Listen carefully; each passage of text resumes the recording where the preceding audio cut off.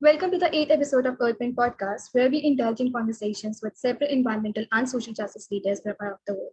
I am Komal, a volunteer here at Earthwind, and I will be one of your co-hosts for today, joined by Isu. Isu, would you like to introduce yourself? Hi, I'm Isu and I'm a volunteer of Nurseman, a member technically, and yeah.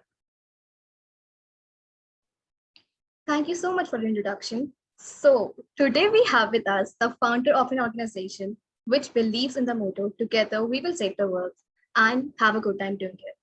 Well, doesn't it sound so fun? Like, it definitely does. And just to give you guys some insight of this organization, how this organization functions, which is World Saving Hustle, we have with us Martin Skadal, as already mentioned, the founder and also the CEO. So wait, guys, and this is definitely not the end of the story. He has also co-founded various other organizations, including Altruism for You. Thank you so much for joining us today, Martin. Thank you. Would I'm so here.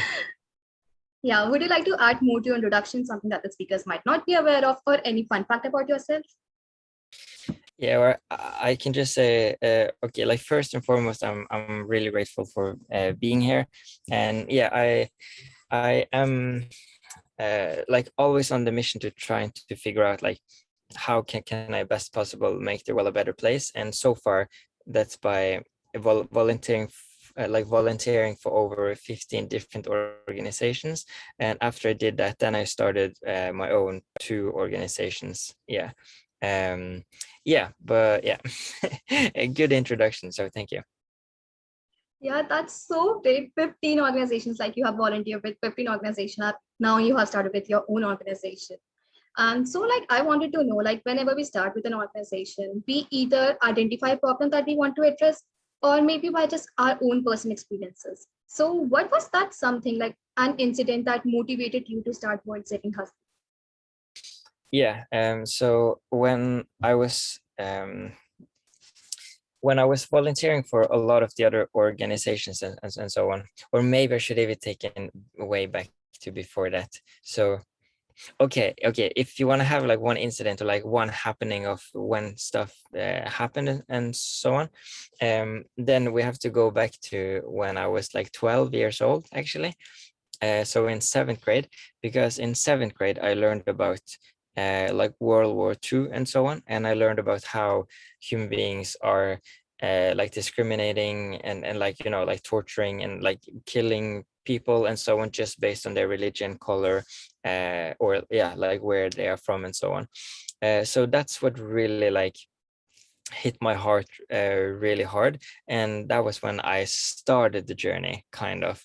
But to start my own organization, that was because I was trying to figure out how I can best possible make a difference. And how I did it was that I found all the organizations in my city, in Bergen, in Norway, that works for animal rights, environmentalism, and human rights.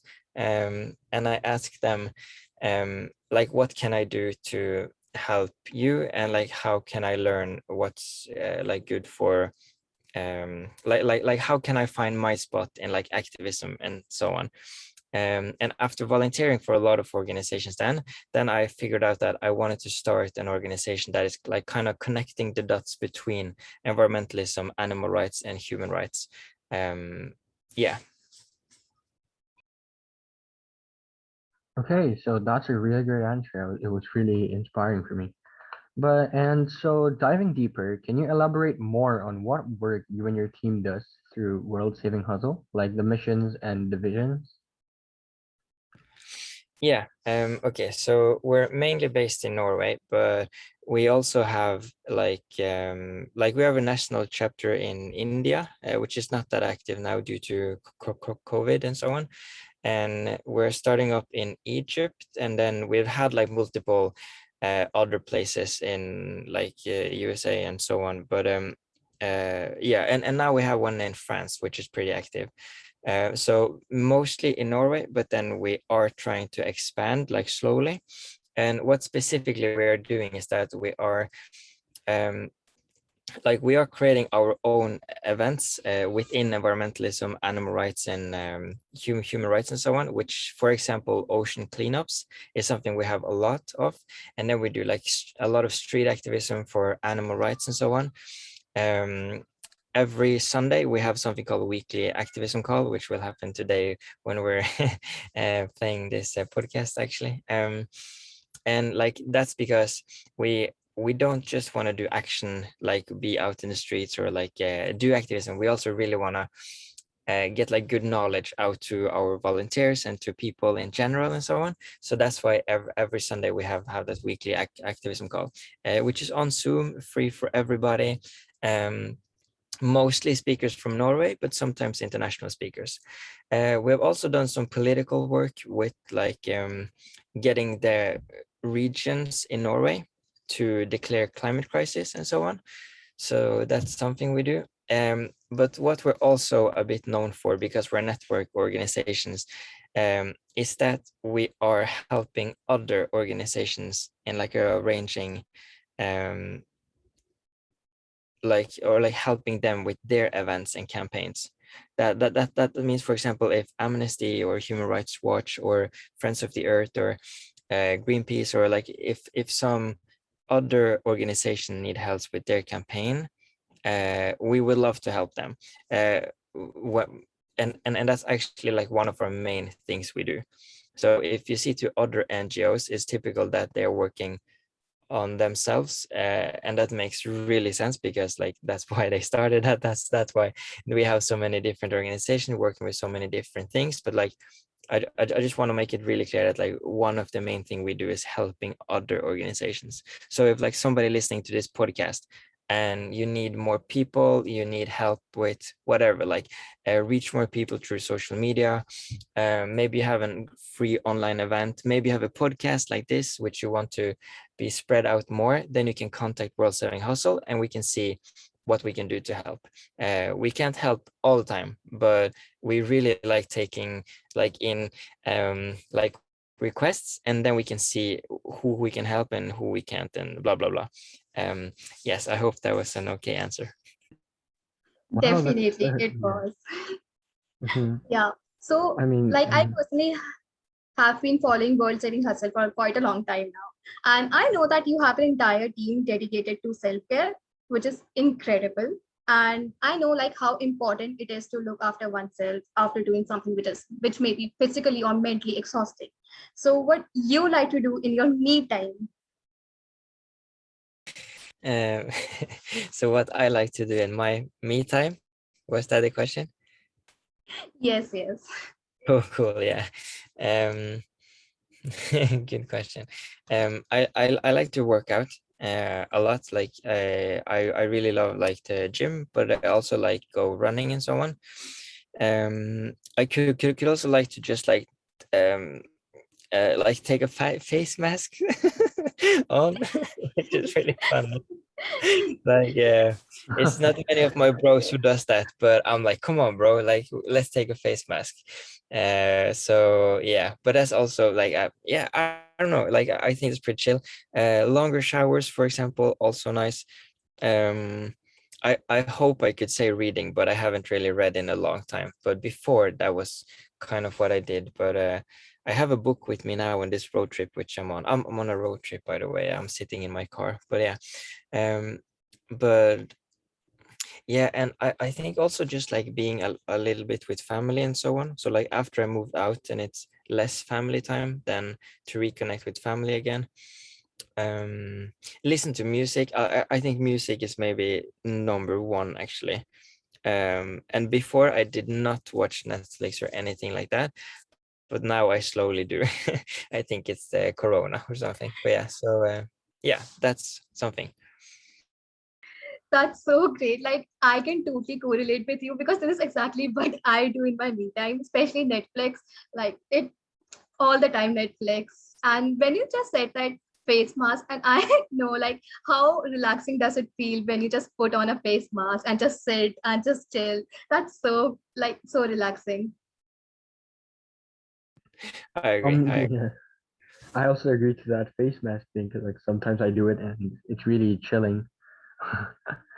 Also, your face and all. And actually, yeah, that was a really interesting activity to do. And to have another question, I believe that pandemic, which is technically Corona or COVID, somehow has slowed down the activities that one had planned to undertake, like what you tried to plan. But again, you have overcome this obstacle by holding some weekly activism, Zoom calls, and clubhouse rooms every week. Yep. And so, how has that helped you to create an indispensable impact in the community, especially during COVID? Yeah, yeah, good summary there. I gotta say, we yeah, because like at first, as with many other organizations, I guess the activity went like straight down when everything hit, and we have to take everything on pause and so on. So we have to figure out like, okay, how can we still make a difference? How can we like how can we use our time best now? And what we landed on was that we wanted to set a focus on like, yeah, self-care and education, and kind of pause action a little bit, even though even though of course doing self-care and education isn't type of action, but um what I mean is that like we really wanted to spend the time in like the COVID years and so on, to focus on the like health of our volunteers and so on, to make sure that everyone's doing good, or as good as they can given the difficult situations and so on, and to really build their knowledge and so on, because suddenly we had a lot of time to actually, yeah, to like build our knowledge and to learn a lot and so on. And what like then what happened with that is actually like we have built like a kind of like small good community around, for example, weekly activism call. And what's actually really fun is that um like we operate with local chapters and so on in different cities and so on, and actually two of our new organizers, like local chapter leaders, are two people who, under the worst of Corona in Norway, um attended like weekly to the weekly activism call, and they were not active before. So that's actually pretty cool. So now that we're opening again, they're doing the ocean cleanups and like yeah, like having a good time doing things outside Zoom as well. And actually on the road trip I am on now, that's because we will have a tour. Norway opened again yesterday, actually. So we will travel around in Norway in this car, which I'm in now, and visit the other local chapters and so on, to do ocean cleanups, do public speaking, and meet the organizers and so on. Yeah, but we will still keep our distance and be a little bit careful, because it just opened. So maybe everything will shut down again, because it was crazy many people who was out last night. I saw through the news and so on. So that's crazy. Yeah. Mhm. I hope everything goes well and just remain open. And I'm actually like already mentioned that I'm a huge supporter of World Saving Hustle. And like I know, like as for 2021, one of your targets was to arrange together for ocean huge cleanups all over Norway. And you recently did one in Bergen, right? So what was the outcome of this clean? Mm. The outcome of the last cleanup we had. Yes, yes. Okay, cool. Yeah. Yeah, that was really nice. I gotta think. Then we were here, and then we were actually like at this charging station, which I'm at now. We actually cleaned up a little bit here. Um, when we were charging the car, we had some multiple like electrical vehicles when we went out last time, because it's a bit out from the city. But then when we got to the main place, it was like it was actually like a ship which has just, or not just went down, but like a ship went down for some years ago around that area. So there was a lot of like different type of um like pollution and so on laying around in the beach that we Mhm. were and so on. And we were around like 10 to 20 people, yeah, around 10 people we were that time. And we picked or like at least 1 ton, which is like insane. It is like the kind of like the biggest cleanup we've had at least with like with just 10 people.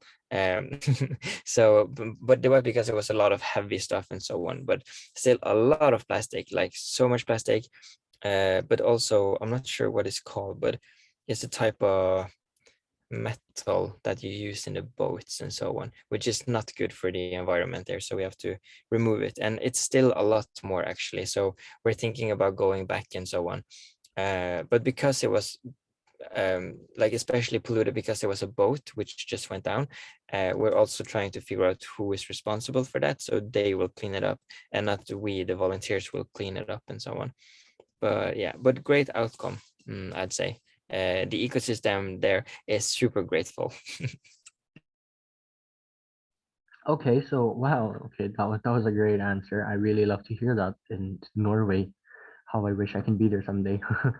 And yeah, for another question, of course, as you being a founder and a CEO technically of an organization isn't as easy as it looks, which from what I've observed and from every other experiences, and you can stumble upon a few hardships. So, what's the lesson that you've learned and would like to share with other people? With yeah. Yeah, yeah, really good question. Yeah, it's not easy, but like we're all different. So I think, like, if you want to start something, for example, like your own organization or your own project and so on, I think the first thing I can say is that, like, all of the big ideas that you have and so on, like for first they could happen. So that's really awesome, like if you really work hard enough and so on. But there's also a lot of like administrative work you got to do. I'm sitting in front of a Mhm. screen so much, which I don't like. So there's those, like, a lot of things which I don't like, but like in the end, for me, it's more positive than negatives. So yeah, that's why I personally love it. um and I also know that, like, a lot of people who have like trying to start something from themselves and so on, maybe end up figuring out that, like, it's better for them to um like be a number 3 or number 10 in like another like company or organization, and doing it really well, and then they don't need the pressure of like being a leader. Then like in the end, everything is on you. So like if the NGO does something wrong, or the project, or a local chapter and so on, then like in the end, everything kinds of go on you, because if it's like the local chapter leader, or it's the team leader, or like who kind of um can I curse on this podcast, or shouldn't I? This is actually an educational podcast. I'm not sure.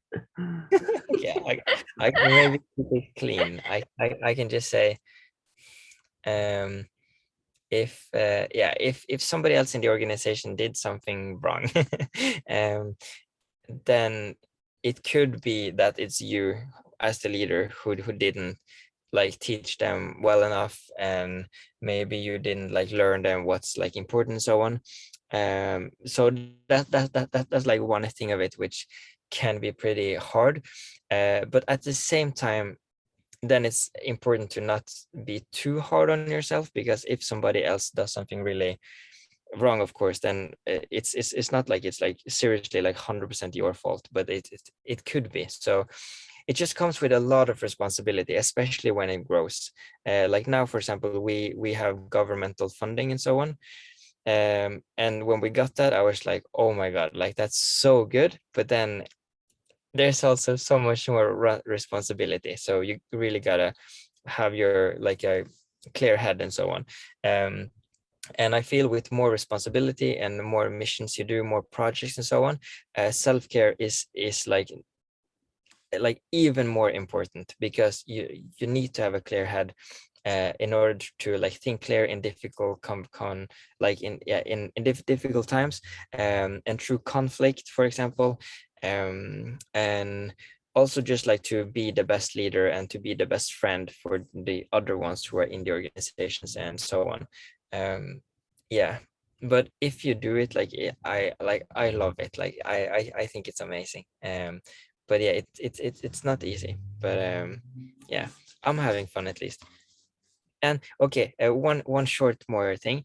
Try to get a mentor, like whoever that could be, like yeah, like somebody who you can talk with about the difficult things which might not be in your organization or in your project, but somebody else from the outside.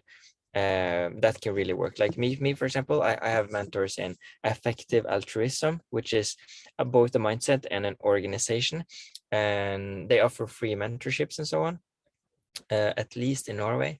Yeah, I am also a mentor to some, by the way. Like so, yeah, I like having like on my website, for example, I have so you can book like free calls with me and so on, if people just want to talk. So I just like really think it's cool to talk with other people about what you're doing, also to get like a outside perspective on what you're doing. Yeah, because if you only do it with the people you're working with, then even though they're not thinking so much about it, like they all have a bias. Yeah, so like yeah, answer given. Oh, that's so cool. Like, I always thought that starting an organization is so difficult, but just the answer that you gave make it so easy, and it kind of excites me to start my own own organization as well. So thank you so much for motivating me as well. So, and like we know, like recently on 24th September we had global climate strike, and just for the listeners who might not be aware of what global climate strike is by Fridays for Future, so basically, the volunteers strike to demand for intersectional climate justice. And definitely you did too as well. Like I saw on the Instagram post, and I saw that your pictures on the Instagram post, and it was raining. And yet you guys were like standing there striking, and this kind of shows how dedicated you guys are. So how was that entire experience for you? It was really good. Like it's been such a long time since we had the climate strike because of Corona and so on. So I don't know how many people showed up. Like yeah, usually it can show up it like between like 10 and what can I say, like 30 people or so when we have it weekly. But that's like for over a year ago, maybe like 2 years ago and so on. So now last time it was like around 30 or so on in like pouring rain. Yeah, like it was horrible weather. Um, and our science which we made was like so wet, but yeah, still it was really good. Like it was really nice to see so many people. There were like people from like many different places from the city, a lot of students, and yeah, many cool science, and also a lot of people, like a lot of new volunteers to World Saving Hustle also, because like since we kind of took like initiative or like yeah, then a lot of people was like, oh, how can we join and so on. So yeah, that was really fun. Yeah, and we also just got a new government in Norway and so on, so it was really important for us to kind of be clear with that, like we want our government to really focus on the climate crisis and do everything they can, and so on. So yeah, no, it was really nice. Mm. Like you just mentioned about the signs that you use for the strike, and I saw that on your Instagram post, and that was great. Like those were really really cool. And like now, just moving on, like we will be just asking you four very quick questions. So, firstly, if you would have to introduce yourself with just one word, what would it be?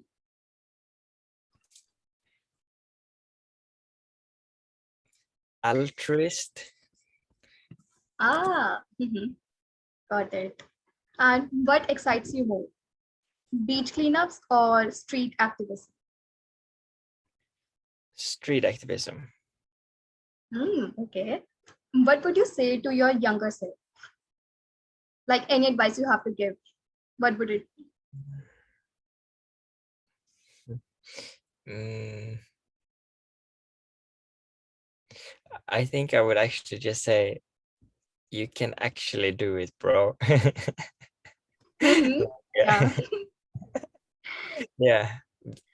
Mm. Mhm. Like That's actually the best advice anyone can give to themselves. yeah, I think so, because I just remember thinking so much when I was younger, like like, oh, but I feel I want to do something for myself, something on my own, but I know that like my mom don't want it, my dad don't want it, my friends like yeah, don't care about that stuff. So like it's just so weird like after some years when you kind of land it, and like yeah, so basically like the believe in yourself thing. And yeah, and also just document the journey, because I love watching back on what I've done the previous years and so on. If it just was being with my little sister, for example, or like actually some organizational work, but yeah. So believing in yourself is the key, right? Um, yeah. So how will you define environmentalism? Like recently, I was asked this question, and I just realized that how simple this question is, yet it is so difficult to answer. Like, so what is your take on this? How will you define environmentalism? Doing things to help nature. Okay. That's really broad and simple, at least. Yeah, but I think I would just keep it at that, since it's a short answer. Got it. Oh, all right. So yeah, those questions to the answers were very nice, especially for the answer for environmentalism. I actually thought like, since many other people like they trying to make, I know, get some hard answers, but I like the simple but correct answer. Yeah, it's really nice. So yeah, it was really fun talking with you, and thank you for much. Thank you so much for joining us today. So be sure to check out Martin's and his organization World Saving Hustle's website and Instagram page linked in the description, and give him all the love and support for the incredible work he is doing for the environment. And also, you can support Earthburn's continuing Summer 2021 fundraiser by donating to the Anti-Defamation League and to help secure justice and fair treatment to all, or to the Ocean Conservancy to help protect the ocean from current challenges. You can access the GoFundMe and Redbubble shop with 100% of the proceeds donated to these organizations by heading to our website. And thank you for listening to our today's podcast, and stay tuned for more. And if you love listening to our podcast, don't forget to share and follow. Also, we love to know your opinions on our podcast, and you can give us your reviews on our socials, which are linked in the description. And my name is Isigi along with Kamal, and this is the Earthburn Podcast. Yay! Good job. Yay!